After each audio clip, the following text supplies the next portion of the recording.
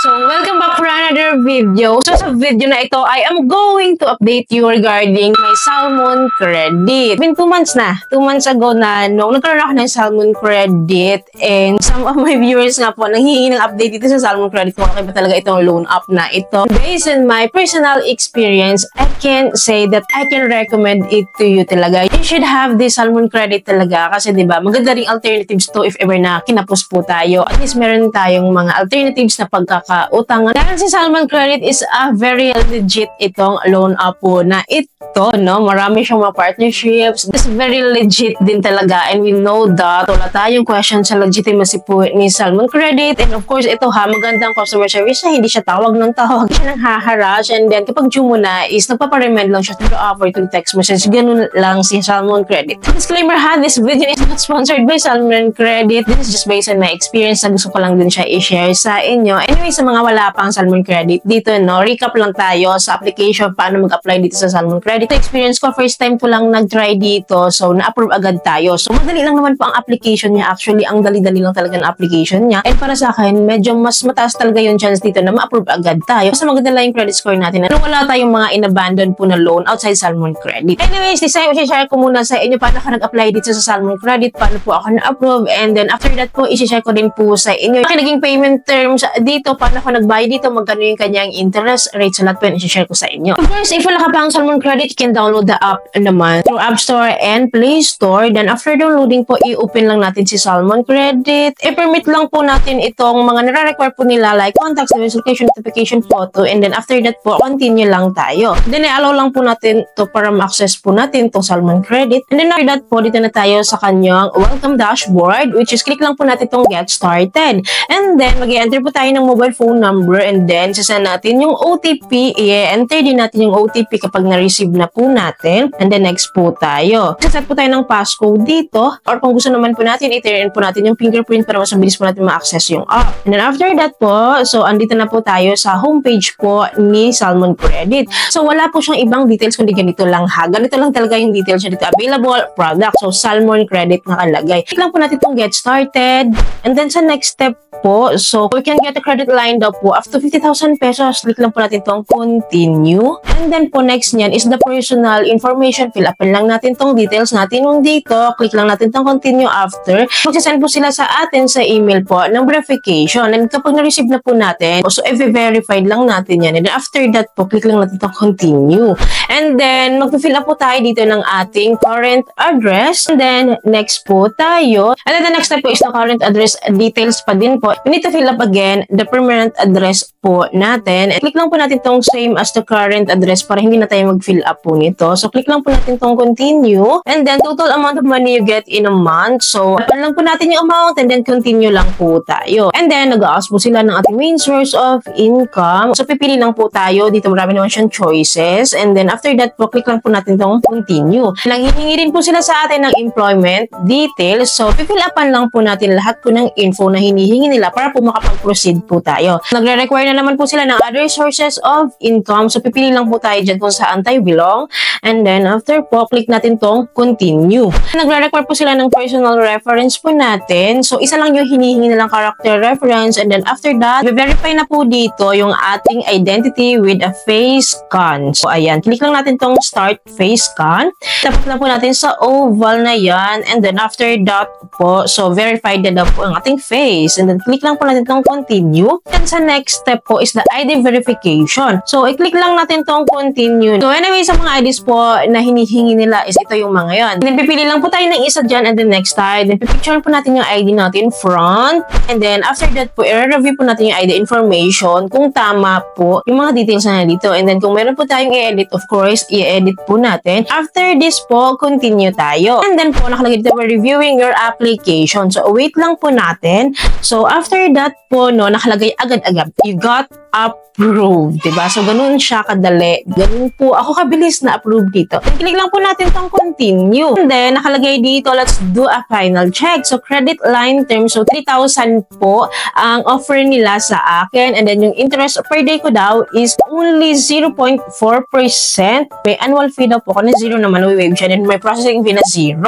Tignan natin ang Salmon Credit Agreement and Plan Disclosure po to proceed. Ito po yung mga interest and fees po ni Salmon Credit. Meron po siyang interest rate po na 12% per month daw po. And then kapag daw tinransfer po natin siya, karoon din po siyang transfer fee po na 99 pesos. So this time po, balik tayo sa dashboard po ni Salmon Credit po. And then nakita ko na rin po yung available credit balance ko po, nandito na nga po, 3,000 pesos. Kaya nga po, the moment na-approve po ako doon, last August po, winidraw ko po or tinransfer ko po yung aking Salmon Credit balance po sa aking GCash account. So ako po siyang natanggap na 3,000 pesos po talaga. Then yung babayaran ko lang po na fee is 99 pesos nga po, kasi nga po, yun yung fee nila sa cash advance or cash transfer nga po. Kaya nag-total po siya ng 3,099 pesos. So, August 14 po ako nag-withdraw na, and then by September 14, pang 1 month ko po. So, pwede po akong hindi magbayad ng aking total loan credit po dito. So, meron po si Salmon Credit na minimum amount due. Kung hindi pa natin kayang bayaran yung buo pong inutang natin,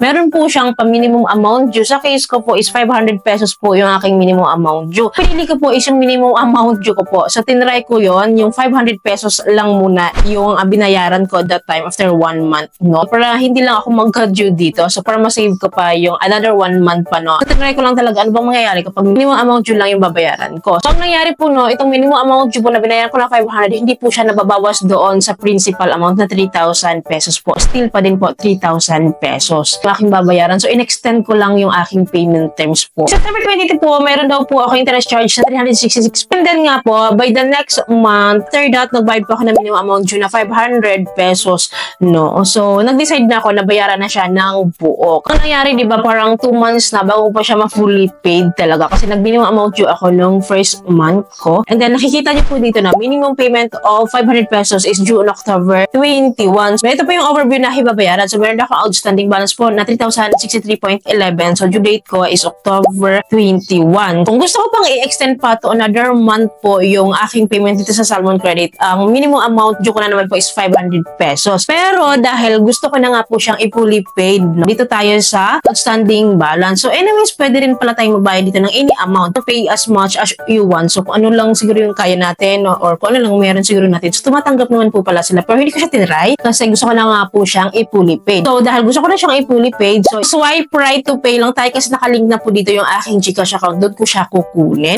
And then, agad-agad po, bayad na agad ako nun. Agad-agad, diba? Ganun siya kadali. So nakalagay dito 3,063.11 is successful na daw po yung aking payment. And then pumunta po agad ako sa aking Salmon Credit, and then ayun na nga po, bumalik na rin yung aking available credit balance po na pwede ko po siyang utangin ulit. So hindi po siya nag-increase, no? So wala siyang increase. Pero maganda dito is revolving credit siya. Maganda po kasi dito sa Salmon Credit din, no? Once po na nagbayad tayo, pwede po ulit tayo manghiram ulit like this po. So ang ginawa ko na naman po is kinash loan ko na naman po siya after few days, and then buo ko po siyang natatanggap ulit. So far is gusto ko siya bet kasi Salmon Credit kasi tahimik siya na hindi siya nangulit, hindi siya tawag ng tawag, walang customer service na tumatawag sa'yo. So nagno-notify lang siya sa app pag due date mo na. As in tahimik siya, napaka-legit niya dahil. So when it comes to interest rate naman, okay lang sa akin eh yun. Kasi sa last payment ko, no, 3,063 na lang yung binayaran ko, 63.11 pesos na lang. Yun nga, kasi nga diba, dapat hindi ganun aabot, which is nag-minimum amount due kasi ako nung first month. Tinry ko siya and hindi pala siya nabawas dun sa principal amount. When it comes to interest rate naman, okay naman siya, diba? Good pa rin siya sa